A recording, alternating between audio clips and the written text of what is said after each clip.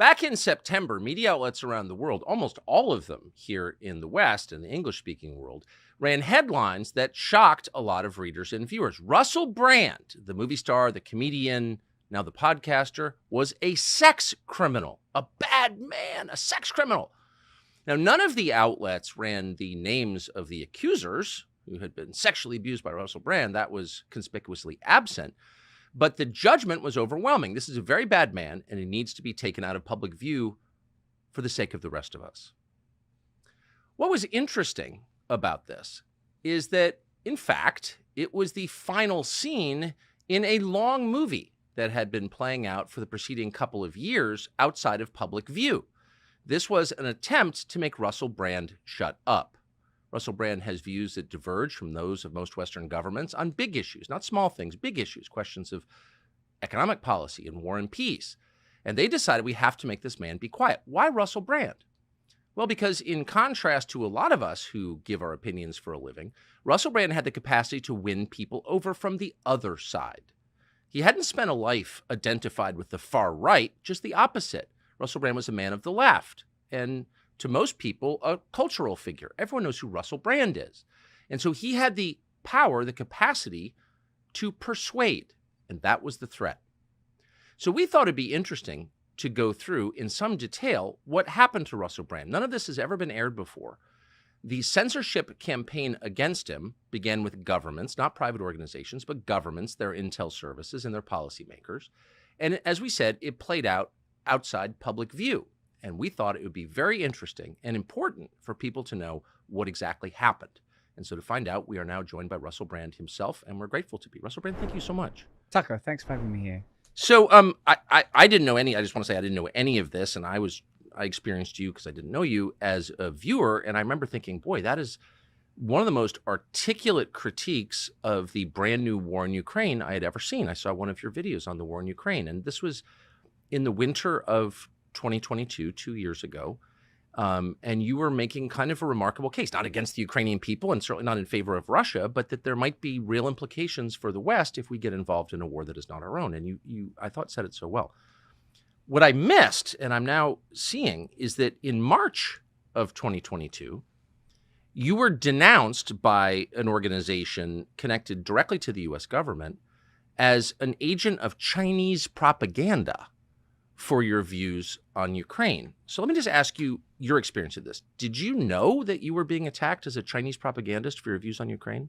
I actually didn't, and still at this point struggle to see entirely what the connections are between those two issues and how I would develop and cultivate a strong affinity with China. I've never been to China. I don't purport to understand China. Certainly don't advocate for Chinese policy. I've just got a relatively superficial dilettante knowledge of geopolitical matters in the South Asian seas. It's not something that I would like tie my colours to the mast for or be willing to be publicly shamed, attacked, and even jailed for.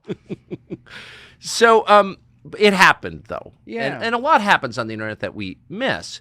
But these, in my reading of it, and we haven't, by the way, talked about this off air, but my reading of it is that these were the early seeds of a very deceptive plant that flowered more than a year later in September when you were accused of these crimes and demonetized and censored as a result of that. But looking back, so you were accused by a group called Coda Story.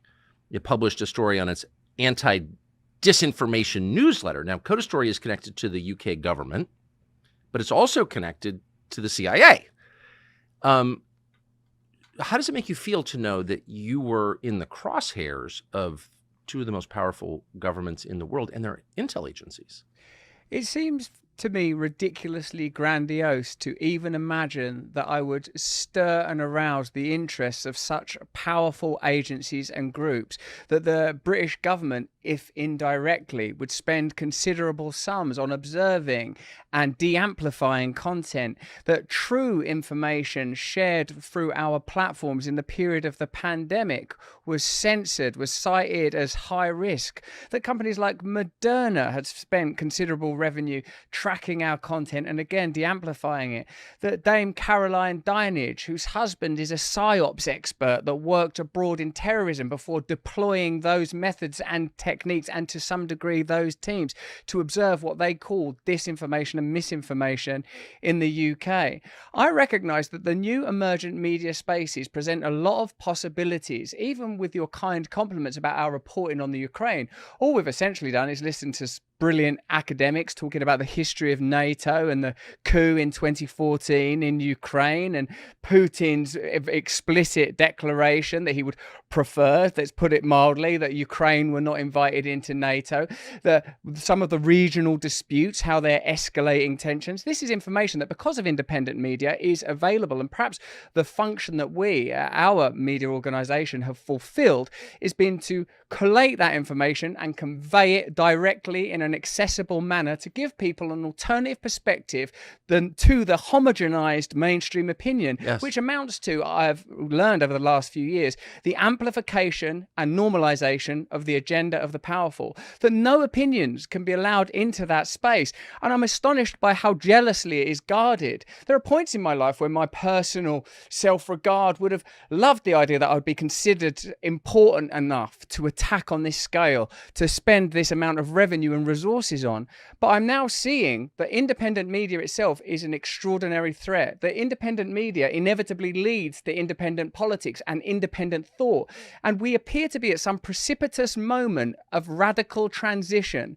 I'm not sure, and I'm not sure if anybody could be sure of where this is all heading, what the exact teleology is, but it seems to be to do with mass centralization, globalization, significant attempts to control the information space that are so rigorously adhered to and protected that even what you might imagine to be a marginal voice is considered a significant enough threat to warrant coordinated media attacks, expenditure on peculiar, clandestine, non-government organizations and think tanks that take their money from the military-industrial complex, from the legacy media, who, by the way, when they're critiquing independent media, they got skin in the game. They're not able to independently assess your work or my work or the medical opinions of Joe Rogan. They have a vested interest in destroying those organizations. In the last few years, I've learned about the Trusted News Initiative, which has extraordinary connections again to Big Pharma and sets of interest around the reporting on war, that have decided and determined that they are no longer competing with one another.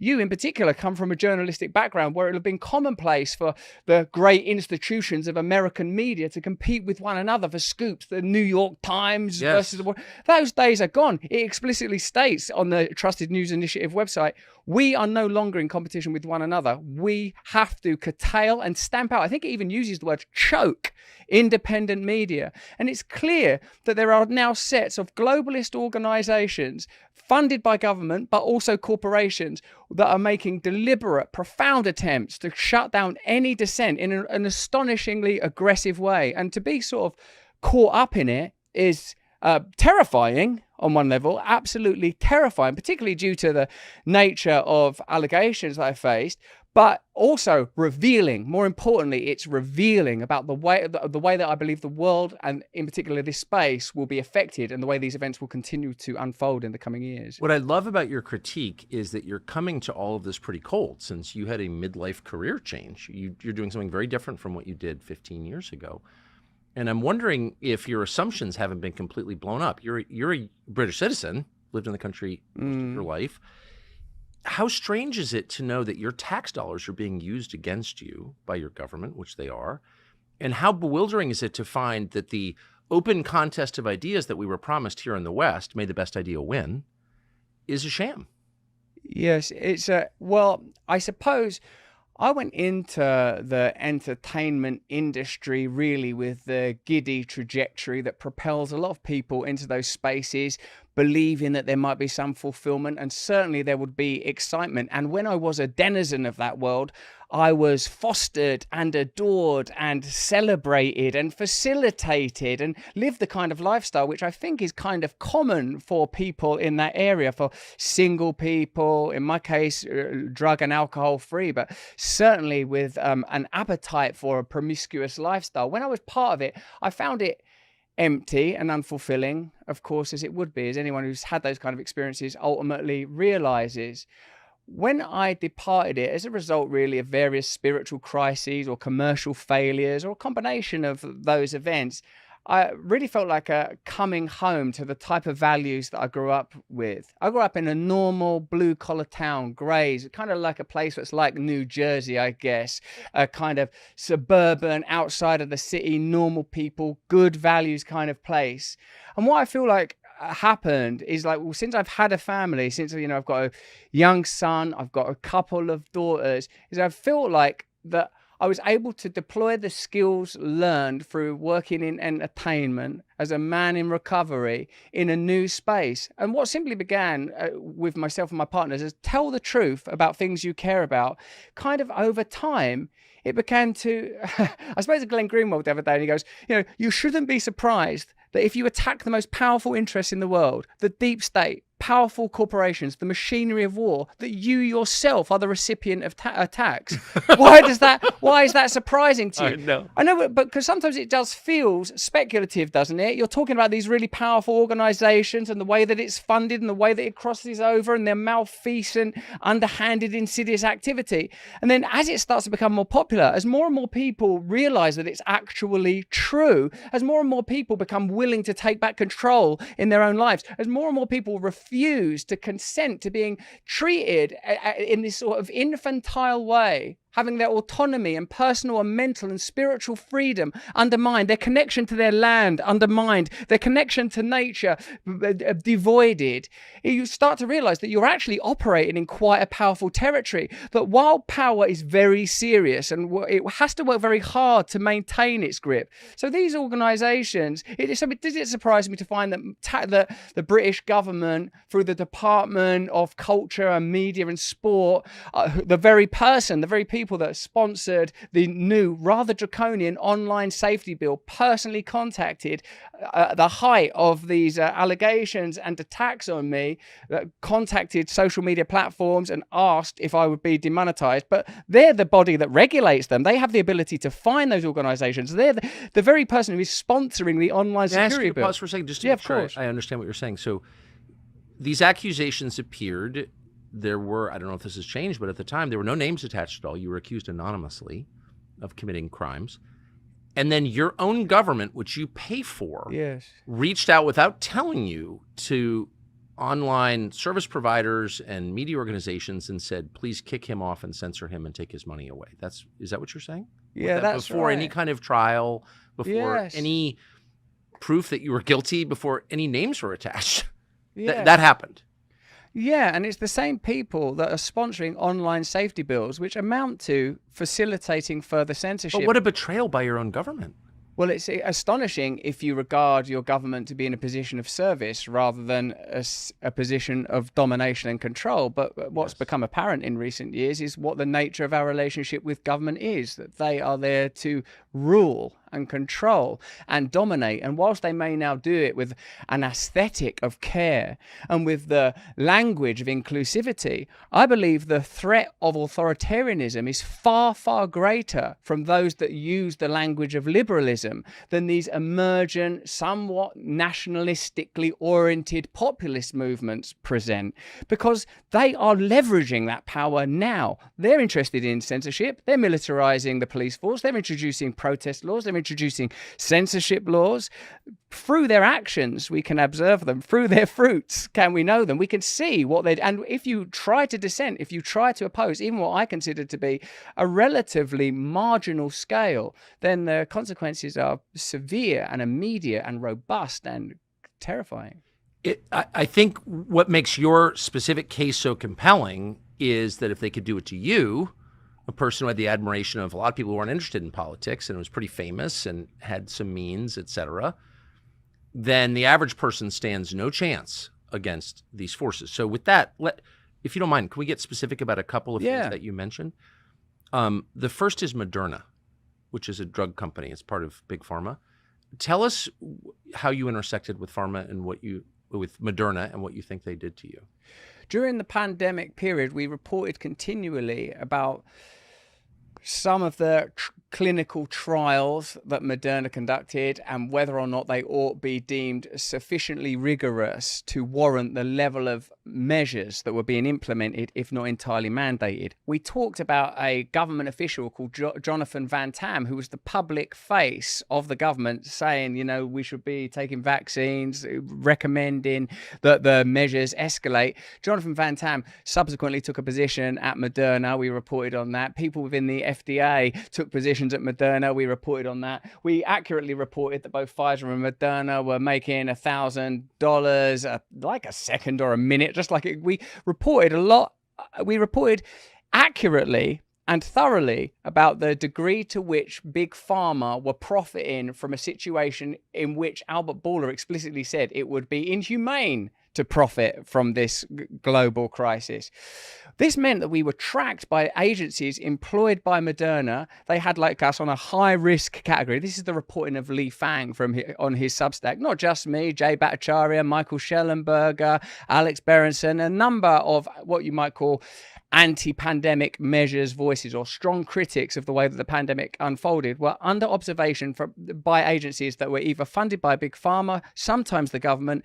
And in a sense, what I've started to realize, Tucker, is this cartilage between the state and the corporate world is often provided by these unusual organizations that are claiming to be observing disinformation or monitoring, but they're actually crushing dissent. That's what they're doing in practice. Dissenting voices are being aggressively crushed by almost any means necessary. That media organizations are collaborated in a way that is unprecedented in order to shut down dissenting voices. And it appears to me that this is part of something. I don't know that we've seen anything like this before. So what you're saying is that these organizations, which purport to be independent, are not actually independent from government. They merely give government, the politicians and the intel agencies especially, some plausible deniability, some distance from what they're doing. Is that what you're saying? I'm saying that, Tucker. That seems to be the function. There's a group called Logically, and Logically have received millions of pounds of taxpayer money. And what they do is observe dissenting voices around, in particular, COVID and pandemic measures. But they are now working in the United States, apparently in order to regard misinformation around election campaigning. It seems that this group received government money in order to control online spaces. So if you're worried about the security of electronic voting machines or absentee ballots, you are denounced by these people and censored by them. That's precisely how it works. And of course, they employ former FBI agents, CIA agents. In a way, I suppose, what happened during the pandemic period, because of like the Twitter files, for example, we started to learn the degree to which the deep state were involved in social media companies, the degree to which they were censoring and shutting down information that we now know to be true, which it was, you know, of course, you'll be aware that Mark Zuckerberg said we did censor true information. The category, in fact, of malinformation is information that's true, but harmful to the agenda of the powerful. Well, it seems like groups like Logically and the Public Good Project are specifically empowered to control, censor, de-amplify information that is harmful to that agenda. This seems totalitarian. Yeah. To control what people are allowed to think I think that's the definition of it. What I've started to, I suppose that's what, in essence, what I've started to feel and report on consistently, as you noted at the beginning of this. I'm not someone who's affiliated organically with conservatism or what you might regard as right-wing politics, although I, of course, recognize the legitimacy of a whole variety of political views and the right of people to hold different views from one another. But it seems to me that authoritarianism now is being deliberately veiled in the insidious language of care, concern, safety, and convenience. It seems to me that we're in a time where we lurch from one crisis to another, that the crisis is always used to legitimize certain solutions, and a docile or terrified public is willing to participate in this proposed solutions that usually involve giving up their freedom. We are continually being invited to give up our freedom in exchange for safety or convenience, and it seems that this process is radically escalating, and I feel that this is something that we will see yet more of in the coming year. I feel like, you know, you've spoken publicly about this, that we're potentially on the precipice of serious, and to use your term, a hot war with Russia. And like that's being reported on in my country right now. It's like we're being prepped, groomed, primed for war is coming, that we're being kept in a state of constant anxiety in order to induce compliance, that the ongoing stoking of cultural tension is to ensure that people don't begin to recognize that actually we have far more in common with one another than we do with these curious sets of establishment interests that seem to be transcendent of national democracy. To be explicit, I'm talking about organizations like the WHO, NATO, the WF, and their astonishing influence. Added to that, the types of groups we've discussed already that have been exposed due to Li Fang's reporting, these think tanks and apparently independent organizations who are not independent when you look at where they get their money, big pharma or the government or the military industrial complex, or the kind of people they employ. People from deep state agencies such as the FBI and CIA that have extraordinary affinity with the legacy media and their ongoing agenda. So what I suppose I'm sensing is that totalitarianism now will not bear the inflections or aesthetics of the 20th century militarism, guys in medals with moustaches thumping their fists on a desk. Will be calmly told by gentlemen with beautifully coiffured hair or elegantly speaking ladies that just for our safety and just for our convenience, we will be returning to our homes. And anyone that has an audience or a base or an ability to communicate with people to disrupt those types of narratives will be identified and destroyed. Well, they're certainly, they've identified you, and they're trying to destroy you in the most obvious way, in a way that hurts not just you, but your family. Was there ever a moment when this happened in September where you thought, it's just kind of not worth it to be doing what I'm doing? This is so painful and so threatening to my family that maybe I just bow out and stop talking. My son was born with a heart condition, and while this was happening, he was undergoing heart surgery. He was 12 weeks old. And I suppose what that did, Tucker, is it revealed that what we were experiencing was a public concoction. I am aware that I've put myself in an extremely vulnerable position by being very, very promiscuous. That is not the kind of conduct that I endorse, and it's certainly not how I would live now. That I've been shown a good many things as a result of these events. The value of my family, the value of friendship, the value of being able to speak publicly. And I mentioned my son because throughout it, I was able to maintain what is really important in life. And as you have actually said, we all know how this ends. Attacks like this, a crisis like this, hurtful though it is to be accused of what I consider to be the most appalling crimes, to be accused of this is very, very painful and very hurtful. But I am being shown that there are consequences for the rather foolish way that I lived in the past. Although, of course, again, to reiterate, due to the nature of the world we live in, of course, I deny any allegations of the kind that have been advanced.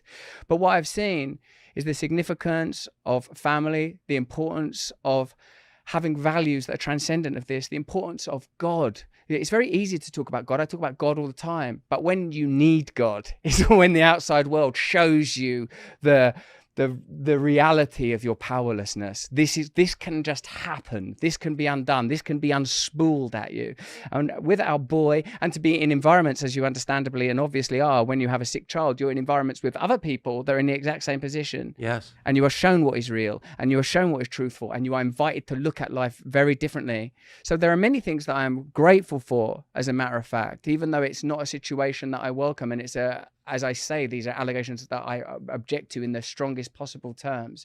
The fact that it happened concurrently while I had the opportunity to see the strength and dignity of my wife and the beauty of my little son and the reality of the people that in this world that care for sick children, that perform heart surgery on tiny babies, shows me like, look at all of these realities. How can you live in the ridiculousness of their version of events? I couldn't have been more open and public about the way that I lived when I was younger. I was promiscuous. If anyone wanted to have sex with me, I'd have sex with them. I publicly announced it at the beginning of all shows. The idea that that was some sort of a smoke screen for criminal conduct is absurd. But I recognize now that unless you're willing to be a participant in these systems of compliance and distraction, then you pose some kind of evident threat.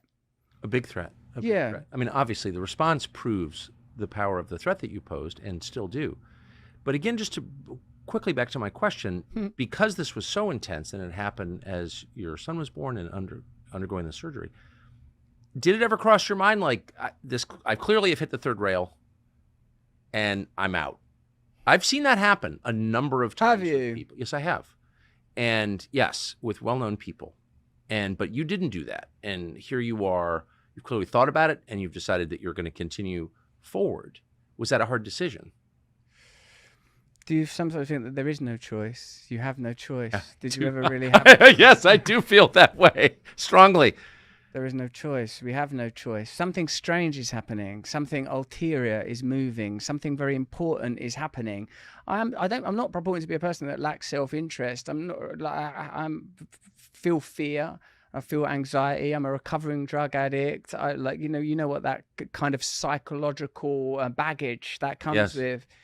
But I feel like, what is the purpose here? What are we doing here? I've been shown I've in a way lived a pretty amazing life. I've grew up in a normal background. I got super famous. I experienced all of that giddiness, all of that hedonism, found it empty and hollow, and have been returned to a position where people could actually be connected. I actually feel incredibly optimistic because of things like the ongoing agricultural protests around the world, the trucker protests, the lengths that people will go to criminalize not just an individual like me, but whole movements will be criminalized as far right, as Nazi, as whatever language is required to delegitimize the rejection of this global authoritarianism is what will be deployed. So when I say, no, I didn't think for a second about doing anything different, I didn't think that. I don't think like that. And it's not out of bravery. It's something beyond that, because I think, sometimes I would like to just be with my little daughters and my wife and my son and just live peacefully. But I don't know, Tucker. It doesn't seem like there's a choice. There isn't a choice. There isn't a choice. But, even under those circumstances, some choose cowardice. And again, I've certainly seen it quite a bit.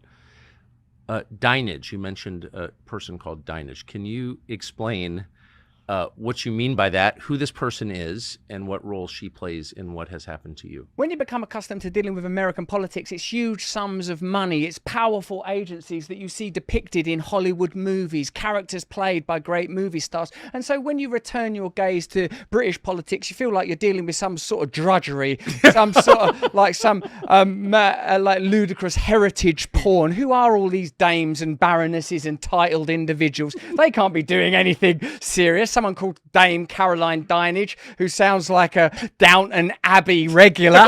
But actually, though, Dame Caroline Dinage put forward the online safety bill. She's married to a dude that does that does military psyops and now uses those very psyops with the domestic population. She's the person that got in touch with the social media platforms demanding that I be demonetized. They seem to have an extraordinary agenda. Like the term. Wait, can I just ask you something? Yeah. I looked up, because I'm not as familiar with your politics as I should be. Yes. I looked her up, and I think what I was so struck by was that she's a member of the Conservative Party. Right. And that suggested to me that there isn't a choice in British politics. There's really just one party. Of course, yeah, absolutely. It's a uniparty. But they're not even pretending at this point. They're not really pretending. Here's a sort of an extraordinary thing that appears to be playing out. In addition to just being casually informed by the legacy media that we're on the precipice of war with Russia and that conscription might be reintroduced in 2024, there was a COVID inquiry in our country, which, by the way, I don't imagine for a second would have happened without independent media reporting, without voices like Jay Bhattacharya, who was shut down, or voices like Michael Schellenberger or Berenson, people that have been shut down and vilified at large and extensively. The COVID inquiry has already cost £145 million. It's being booted off and delayed indefinitely, but at least until after the general election. Like many countries, there's an election in our country this year. But as usual, is between two neoliberal, what you might term centrist parties that are ultimately dominated and controlled by the same concerns, where an extraordinary focus is spent on the tiny, minute differences. But it's the party nominally of the left is ultimately a centralist neoliberal party. Yes. The party nominally of the right is a neoliberal centralist party. They may quibble about some issues that seem significant, and certainly those issues are stoked and amplified, but neither party will say, we are going to have a thorough investigation into what went on in that pandemic. That clearly was a lab leak. It looks like it was a bioweapon. It's been concealed. The people that we entrusted with our response to that pandemic are likely explicitly linked to the leak in the first instance. These kind of stories are never told. There are no legacy media organisations that worked in conjunction with one another to attack me, evidently, and by their own reckoning over a series of years. They are not conducting investigations into Epstein Island. They're not conducting investigations into the nature of the pandemic, how it was funded, where the money went, where it came from, the efficacy of lockdowns. Where are these investigations? Even the fabled Times of London? The fabled Times of London. It's such garbage. It's astonishing. So there's nobody and pardon my ignorance, I'm peering in from the outside, but there really isn't any big media organization in your country. It's even trying to answer the question, what was that? Where'd this virus come from? No one's doing that. Do you know one of the things that I find terrifying about becoming more educated about this space, Tucker, mostly by listening to more educated voices than my own, is that many of the things a person might instinctively feel, such as you feel like, yourself, forgive my ignorance, I don't know much about British politics, but the way that one might intuit, hey, should we not be provoking Russia into a war? Don't they have nuclear weapons? Should we think very carefully about that? I mean, how much do we want Ukraine in NATO? And do we even need NATO anyway? The kind of things you might think if you didn't go to university, if you're a regular blue collar person working for a living, maybe in the police force or the fire service or as a nurse or as a teacher, something that gives real value to your nation, the kind of things you might think, they're true. Those ideas are true. And in order to prevent you from reaching those ordinary everyday regulations, a machine is put to constant work to conquer the space of your attention, incessantly and relentlessly, filling your mind with dumb ideas and dumb distractions, making you believe that some sugar or a screen might be a convenient palliative as your children are marched off into an unwinnable forever war. We've been thinking lately before, with the Houthis and stuff, I'm being deliberately glib, but it's like you go from not ever having heard the word Houthi to being invited to hate the Houthis. Oh, the Houthis, we've got to hate the Houthis now. And you realize, just to move a battleship into that region, think of the taxpayer dollars. And it's not as if the Pentagon are going to be passing an audit anytime soon and telling you where this money is actually going. And $2 trillion was spent on Afghanistan. And if you think of the before and after picture of Afghanistan, oh, well, thank God we spent that $2 trillion because before Afghanistan was, and now Afghanistan is, it's very difficult to fill in those sentences, isn't it? And so what I'm saying is your sort of easy dismissiveness of what British politics amounts to is probably right. Two corrupt parties pursuing the same ultimate end. Keep people tyrannized, keep people distracted, keep them turned on one another over minor issues that will not ultimately affect their lives or the lives of their children, so that the agenda of the powerful can be pursued without opposition. War, the economy, public health, food supply, the water supply. I mean, these are the energy. These are the things that matter. And they're the things that are never discussed openly, ever. Why can't we have conversations about that? With the global farming protest, it's not accurately reported on. When it is, it's reported on with a particular accent and always with the insinuation that farmers have suddenly moved their attention from the raising of crops to racism now. The farming's more of a hobby. I've got to return to my true love. That's having strong views about varying ethnicity. There's no question that a rise in nationalism is an understandable response to rampant globalism. But the ongoing sort of finger pointing and condemnation of ordinary people I identify with, I recognize it because I grew up in those communities. Professional metropolitan people don't like working class people, don't like ordinary people, and now they've found a way to legitimize their hatred. Oh, they're all disgusting. They're all racist. Look at them in their MAGA hats. Look at them with their white vans and their flags. Look at them with their perspectives, with their unearned views and their belches and their beer. It's a kind of legitimization of a loathing of the people that are most connected to the nation, people that, generally speaking, a couple of generations ago were asked to sacrifice the lives of their sons and daughters for the idea of nation, an idea that they're now being told doesn't exist. For me, what we need to see is an emergence of a different type of populism that transcends the boundaries of left and right. These things are happening organically and naturally anyway, and what I think is happening is, perhaps it's odd, isn't it, because the internet is ultimately a creation of the military. Clearly they didn't accurately understand that whilst it was going to be a brilliant means for control, and clearly that's one of the wars that's being fought now, it is also a tool for informing and awakening. And I think that we're at this crux point. Which way is it going to go? Are people going to wake up to the reality that we are being confronted with, or are we going to sort of nervously cling on to the idea that somehow through comfort and panaceas we might hold on to some old life that increasingly I think is over? I watched some of that speech you did in Ottawa or wherever you were, in Edmonton, Canada, and two of the things I thought were important is knowing that you are not God. You are not God. It's not about you. You have to have some purpose in your life. And secondly, people must relearn a connection to their land. Our connection to our lands has been broken. Now, many countries, particularly in a post-colonial world, have complex relationships with their land. Sometimes that is a relationship with a land that had inhabitants prior to our arrival, or the arrival at least of settlers in your country, for example, or in Canada that you were describing outlining. But we are divorced from nature. We are divorced from our lands. We are divorced from one another. And we are fed such an empty, hollow, vapid, phatic diet of lies. You said at one point, oh, you should, this is this vast country. You could all have 6 acres each. Yes. And I felt like, the crowd responding to that. People are frightened of the people of Britain or the people of America or the people of Canada or Australia or the people all over the world. For surely those farmer protests are happening in Sri Lanka. They're happening in India. They're not just happening in Europe or Anglophonic countries. They're happening everywhere. They're happening everywhere. And I feel that that's precisely the direction we need to return to. Sovereignty of the individual, sovereignty and sanctity of the connection between people and their land, maximum amount of power in your own life and the lives of your community and your loved ones. Not this transition of power to increasingly centralized forces and this infantilization and neutralization and castration of individual and familial power. Can I ask you a question that you may be able to answer that I've been meditating? I'll give it a go, Tucker. I'll tell you that. Well, you're just uniquely positioned to answer it because you've seen both sides. But so the things that the people in charge hate include nature.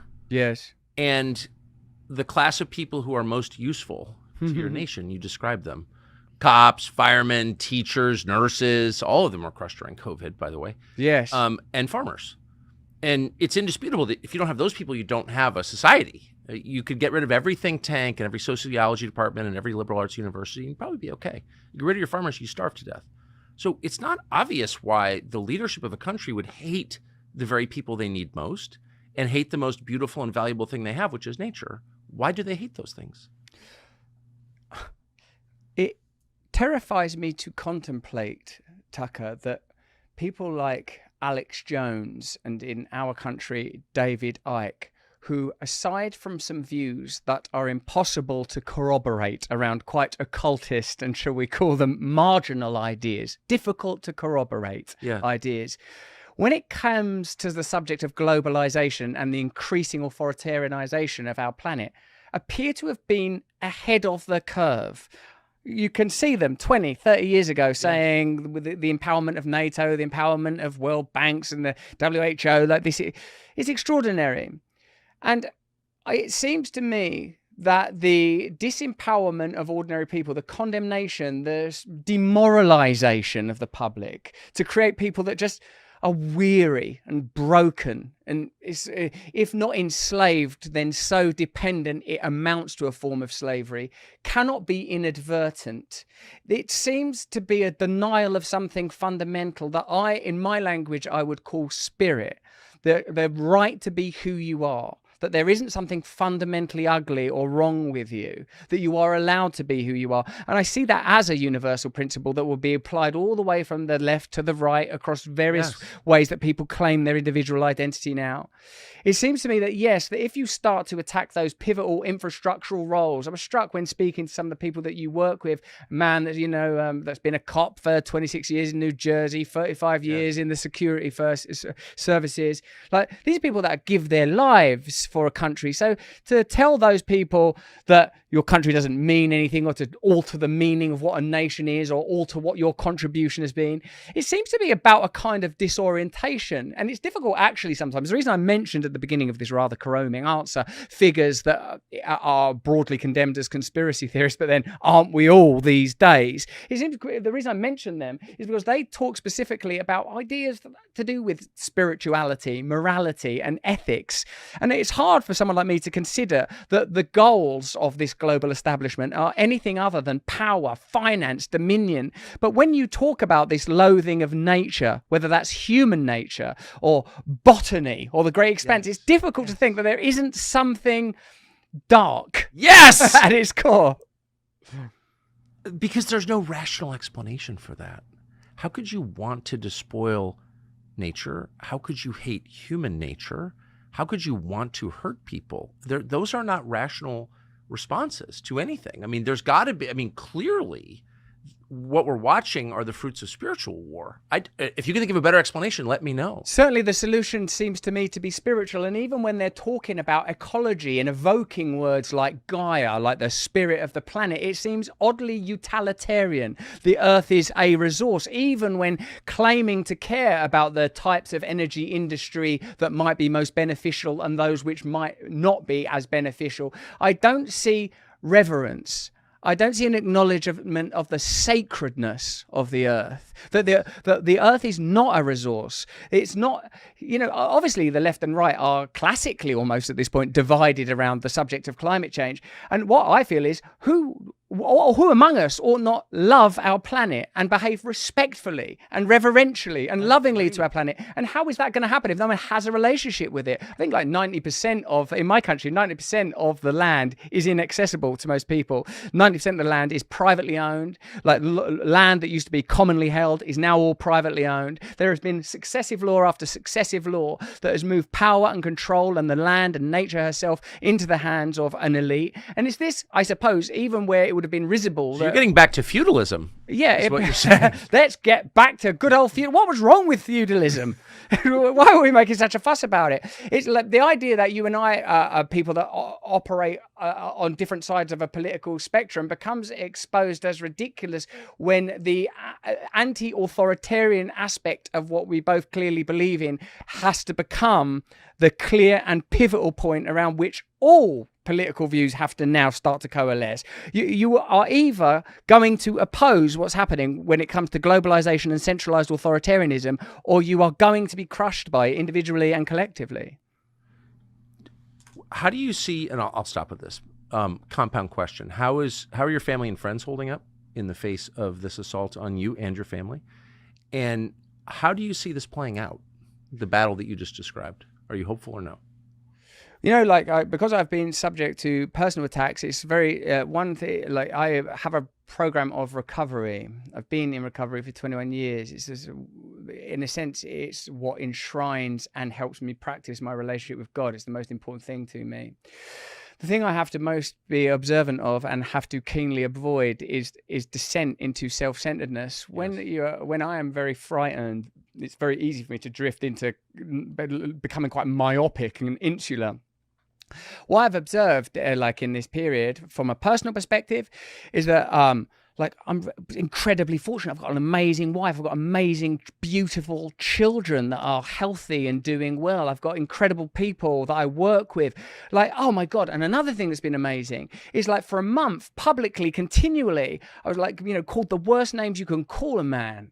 And then I'd go out in public and people were like, Russell, hey, we support you. And like one time I was away in like sort of like a family with all their daughters that were aged between like sort of 15 and 19. Oh, can you do photos of our daughter? I was thinking if there were one group that would be negatively affected by what's just been publicly said about me, it would be the parents of teenage kids. And like people aren't buying it. People aren't buying it. That's the problem. Yep. People are waking up. People are starting to think, well, Jesus, is there going to be a better example than your former and perhaps future president? The more they hate him, the more people like him. Yes. The more people like him, because what they know is they don't trust the establishment anymore. They cannot trust the establishment anymore.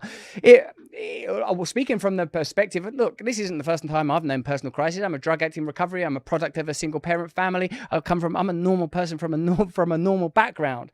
But what I would say is that in a sense, a crisis becomes an invitation. A catastrophe is an invitation. And it seems like whether you're on the left or right, everyone believes catastrophe is coming, and it will be an invitation. It will be an invitation, because if what we're being offered is a slow grind into endless war and more authoritarianism and more control of our personal lives and our ability to worship, our ability to affiliate, our ability to pray, if what we're being invited to accept is the colonization of the self, of our ability to think freely, then what have we got to lose when all they're offering us is more war, endless pandemics that are being legislatively enshrined even now through the WHO treaty?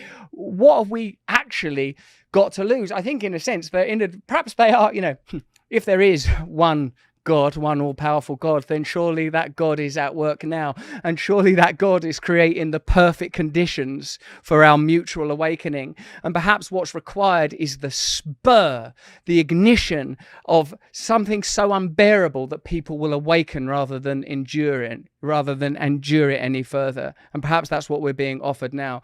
Yes, of course, it seems like we're on the precipice of catastrophe geopolitically and from various potential health pandemics, but also it seems to me like a potential offering to awaken. And I don't think we have any choice other than to see it that way.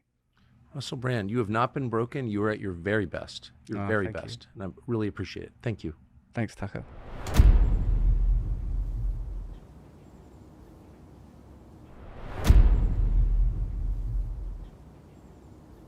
Free speech is bigger than any one person or any one organization. Societies are defined by what they will not permit. What we're watching is the total inversion of virtue.